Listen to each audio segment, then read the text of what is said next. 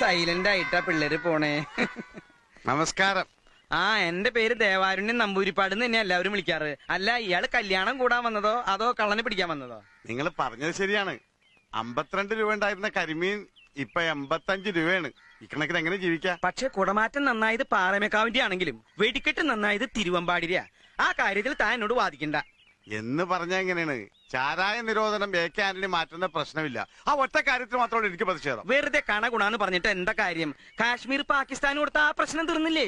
എപ്പോഴും തീറ്റയുടെ കാര്യം മാത്രമല്ലേ ഉള്ളല്ലേ? അടപ്രഥമൻ, ചക്കപ്രഥമൻ, കടലപ്രഥമൻ, ഒരു പൂവമ്പഴം കൂടെ ഉണ്ടെങ്കിൽ സദ്യ ഉഗ്രൻ. ഈ 4 പാട്ടും യേശുദാസ് പാടി തന്നെയാ. അത് തന്നെയാണ് ഞാനും പറഞ്ഞത്.